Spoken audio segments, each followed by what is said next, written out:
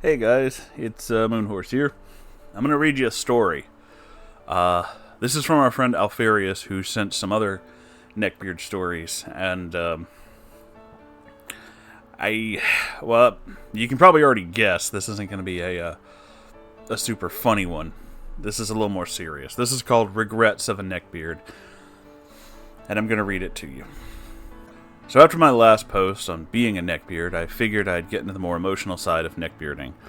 So, taken from my former neckbeard who is considered the weirdo in high school until junior or senior year. And this is, sadly, not a story per se, but a dialogue on the effects of being a neckbeard weirdo and the effect it has on your mental health. Kind of a small vent or rant, you know. For me, being a neckbeard was honestly really depressing because I was considered the weirdo or the freak. I honestly felt like I just shouldn't be around other people and that I didn't deserve to go to the same events. My entire time at high school, I went to one actual school-sponsored event, and that was a football game. I sat down with my friend Jenny, and everyone moved away from me, so I decided not to go to any more because I just didn't feel like I belonged. I actually didn't go to prom because even after I changed, everyone still thought I was, weirdo. So I decided not to go because I felt like I'd ruin it somehow or, just make it bad for everybody. I wasn't a social neckbeard until I found a milady, and then I would almost talk exclusively with her and eventually creep her out and they'd want nothing to do with me. However, the worst thing for a neckbeard is dating. The irony. When it comes to dating a beard, two things happen. They either get abusive and they're disrespectful to their partner, or they're the kind that gets abused by their partner. I was the second. She would physically beat me and tell me that I was, no good freak and all this other stuff, and say, nobody would date me because, well, besides her. And she even forced herself on me twice. Every time I tried to break up with her, she'd say, if you dump me, I'll say you sexually harassed me. And they'll believe me because, you're some kind of weirdo. You're the neckbeard. You're the freak. It wasn't until I managed to get a video of her saying this and turning into the principal that I was able to break up and get away from her. Karma was a bitch to her. Yeah. I was lucky enough that I had friends I could fall back on and tell what happened, but most of the school didn't believe me, even my friends, because, once again, I'm the weirdo. Now for the after effects of being a neckbeard. Well, most cases of neckbeards becoming self-aware usually result in extreme guilt, depression, anxiety. The guilt lasts the shortest because you eventually realize there's nothing you can do to repair the friendships you lost. As for me personally, I struggle with depression and anxiety, as well as struggling with wanting to be with any partner, as I was forced my first time. Can't even form a proper relationship because having, been like this. Most people that knew me in high school managed to spread it to other schools that I was this weirdo, and that made nobody but my ex, who really just wanted someone to abuse and control, want to date me. And that's how people remembered me from high school, and thus nobody wanted to date me in my town. Sorry if this feels kind of like a guilt trip, but I just really needed to get this off my chest. And honestly, if you guys know somebody who's recovering from being a neckbeard, leg or neckbeard, honestly, they probably just need someone to vent to. So hear them out in private. You might find they actually had it kind of tough or need someone to vent to. So thanks everybody for reading, and have a nice night. See,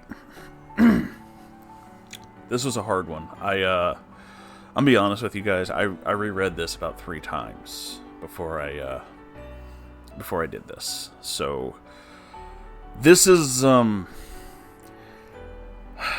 see, how can I put this? This is honestly, from what I hear, it's relatively rare, but I don't want it to be. Not that, people should have this kind of thing happen. It's just the recovering from being in this neckbeardy or beardy kind of state. A lot of what neckbeardism if you can say that, says to me with the behavior and the the extreme social awkwardness and all this. A lot of this screams depression. So for those of you who don't know, I guess I can just throw this out there. Your friend Moonhorse does struggle with major depressive disorder. I have big time problems with that, but I'm actually getting a lot better. But this isn't about me. The point I bring that up for is because when I would get into my really, really bad points, my really, really low points, some of the things that I've seen a lot of neckbeards do, that kind of mesh. Obviously, there's certain things that don't. I've seen, I've seen all the different pictures of the neckbeard nests and things like that. There's a difference between not wanting to, clean or do anything and extreme depression. I do remember that, like,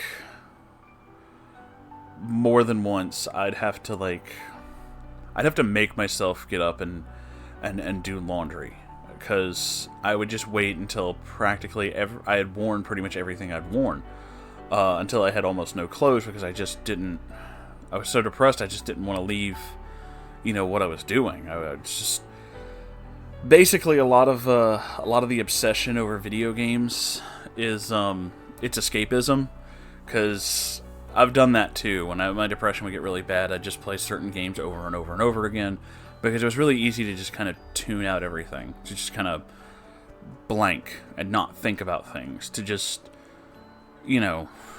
this repetitive action is somewhat soothing, so therefore I don't think about everything around me. And that kind of mentality in high school is probably one of the harder points to go through it, because people don't take you seriously in high school. Like, if you have, I had major depression throughout high school, but all I ever got told was, oh, you're just like just emo freak or whatever the fuck, I even got that shit from, like, people who were supposed to be authority figures, and it was like, oh, you're just being moody. No, I'm just having trouble dealing with existence. So a lot of neckbeard stuff does kind of scream depression to me, and I can understand, like every now and then I'll read some of these stories where they're just like, the neckbeard guy starts talking to someone, he's socially awkward, but he's just talking a lot. He's not necessarily, like, hitting on people, not, like, intentionally being creepy or overtly sexual, is just trying to talk a lot and really fast. Those are, I don't know how to describe it in, like, a clinical term or anything like that, because obviously I'm not a fucking doctor. I'm a unicorn from the moon, goddammit, pay attention. But to me, when I would have moments like that, I would refer to them as manic episodes, because that's how I felt. I just felt like, suddenly I have all this energy. I'm going to do all this stuff. I'm going to get everything done. It's going to go real fast. I'm going to get it all done. It's going to go really great, and everything's going to be fine. And that's how the whole fucking day would feel, or several days. And then out of nowhere, it's gone. And you just can't deal with anybody, and you can't talk to anybody, and just everything seems like, a huge chore. So a lot of neckbeard stuff does sound like that to me. It does sound like some form of depression, maybe manic depression, major depression. I don't know. I'm, again, not a doctor. But there are... It's a very wide... I guess you could say, like... I don't know. It's a wide, like, spectrum of people, because neckbeard is such a... Neckbeard or legbeard, depending on whichever one you're talking about, it's such a broad term, It's such a broad term as saying, like, well, men do this thing. And it's like, well, what men? There's billions of them. Is it only tall guys? Is it short guys? Is it guys who are heavy set? Is it guys who are really thin? Is it guys who can't see color? Like, there's a million different ways you can divide this. So it's a very vague term. And that's why it's difficult to say, like, all neckbeards have this or something. It's like,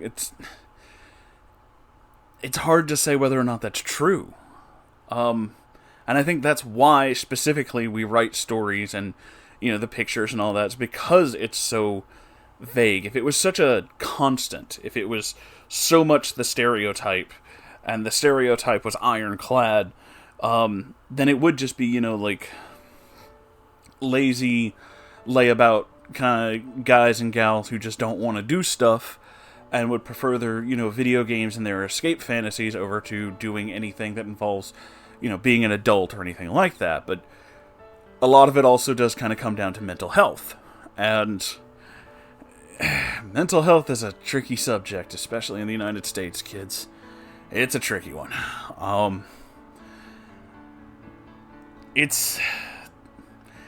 So this was an interesting, it was an interesting story and a good look into the mindset of the kind of neckbeards that we don't really talk a huge amount about on this channel, mainly because when it comes to neckbeards, you can kind of identify that one. When you see them, you know them, and they're not funny, and you want to help these people, but sometimes you just don't feel like you can, So, I don't know what to tell you to do. I don't know how to tell you, to make everything better. I don't have an answer. Mental health is a tricky thing, and what works for some people won't work for others. But I can safely say for me, and if it helps anybody else, talking to people does help. Don't be afraid to seek professional help if you need it. That's absolutely something, you should do if you feel like, things are getting way too out of control. You should. You 100% should, yes. And this has been a big thing. So this was a really good story. This was a really good insight, Alfarius, and thank you for sharing this with us. I mean, damn, dude, I had no idea that this was, But, as you said, you can't talk to a lot of people in the town and the place that you live. That's what communities like this are for. We're here for you, man. That's what friends are for, And thank you guys for everything. And thank you all for watching. I'm going to forego the usual ending, because who cares? The links are down there if you want to look at them. Just, be awesome to each other, It's kind of... you only go through this whole life thing one time, so grab onto the people who matter and do some good stuff. I don't know. I'm not a philosopher. I'm just a fucking unicorn on the internet. Anyway, I'll talk to you guys later, and I love you all. I mean that. And I'll see you later. Bye.